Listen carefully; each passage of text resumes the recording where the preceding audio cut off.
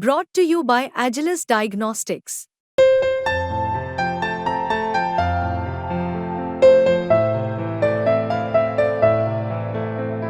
Agilus Diagnostics.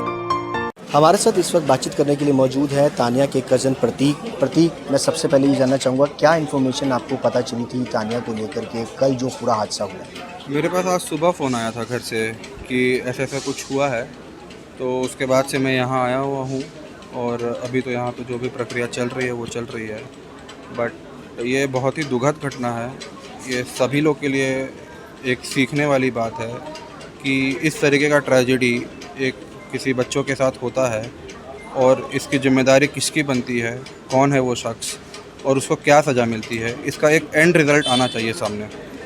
आंदोलन करना, मुद्दा उठाना, टीवी पे चलाना वो एक अलग चीज़ है, बट क्या उसका एंड रिज़ल्ट आ रहा है, कौन उसके पीछे था, किसकी कार्रवाई, किस पे कार्रवाई होनी चाहिए, क्या शख्स पे हो रहा है, वो तो हमारे सामने आना चाहिए।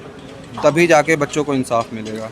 और कोई मामूली बच्चे नहीं है, वो सब बच्चे आईएएस की तैयारी कर रहे हैं, इस देश के ब्यूरोक्रेट्स बनेंगे। उनके साथ अगर ये हादसा हो रहा है, इस तरीके का हादसा हो रहा है, तो आप ये सोचिए कि बच्चे इस देश में कितने सुरक्षित हैं। इंस्टीट्यूट की भी एक लापरवाही मानते पूरी नेग्लिजेंस है कहीं ना कहीं? ये तो जांच का विषय है कि उनके पास सारे सर्टिफिकेट्स थे कि नहीं थे, लाइब्रेरी खोलने का परमिशन था कि नहीं था, और अगर था तो वो किसने दिया, किस ग्राउंड्स पे दिया, ये जानना बहुत ज़रूरी है। कि आप जाकर राजेंद्र नगर देख लीजिए, सारे इंस्टीट्यूट्स वैसे ही खुले हुए हैं। क्या सबके पास प्रॉपर डॉक्यूमेंट है? और वो कौन डॉक्यूमेंट चेक करता है? और अगर कोई नहीं चेक करता है तो किसकी जिम्मेदारी है? किसी भी सरकार को पे जिम्मेदारी डालने से पहले वो इस इंसान पे डालिए कि कौन उसका टेक केयर कर रहा था, जो उसको सही तरीके से जांच करके खोलने का परमिशन दे रहा है।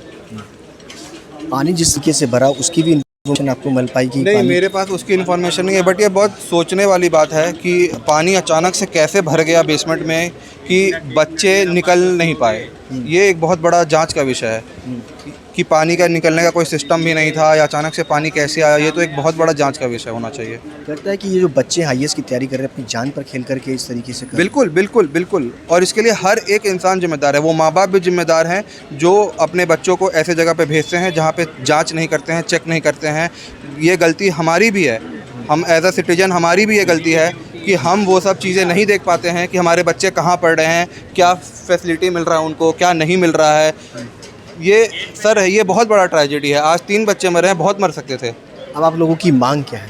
सर मेरी मांग तो बस, मेरी मांग सीधे, देखिए मैं, पेरेंट्स आएंगे, पेरेंट्स जो बताएंगे, पेरेंट्स का ही डायरेक्शन पे हम लोग को चलना है। लेकिन मेरी मांग, अगर आप एक नागरिक के नाते मेरी मांग जानते हैं, तो मैं मांग मेरी बस इतनी ही है कि जो भी इसका जिम्मेदार है उसको सज़ा मिलने चाहिए, और छोटा मोटा सज़ा नहीं, ऐसी सज़ा मिलनी चाहिए कि पूरा हिंदुस्तान इसको याद रखे और आने वाले टाइम में कोई भी ऐसी गलत काम करने से पहले उसको चेक करें।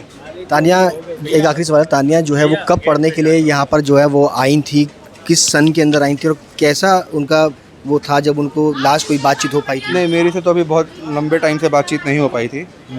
तानिया बहुत ब्राइट स्टूडेंट थी, बहुत ही ज़्यादा ब्राइट स्टूडेंट थी। अब मैं इसके बारे में आपको क्या बोलूँ, अब जो था वो तो था। लेकिन ये मेरी बस मांग आप लोगों को यही है कि इसके पीछे जो भी हैं, जो भी सिस्टम इसके पीछे इन्वॉल्व है, उन सबको कड़ी कार्रवाई मिलनी चाहिए। क्या सपने थे इस तानिया के? सर सपने तो सबके बड़े ही होते हैं, छोटा सपना तो किसी का नहीं होता है। आईएएस बनना चाहती थी, देश को सुधारना चाहती थी, आज उसी सिस्टम का शिकार हो गई जो सिस्टम को वो बदलना चाहती थी। मैं तो यही बोल सकता हूँ आपको, इसके अलावा मैं क्या बोलूँ।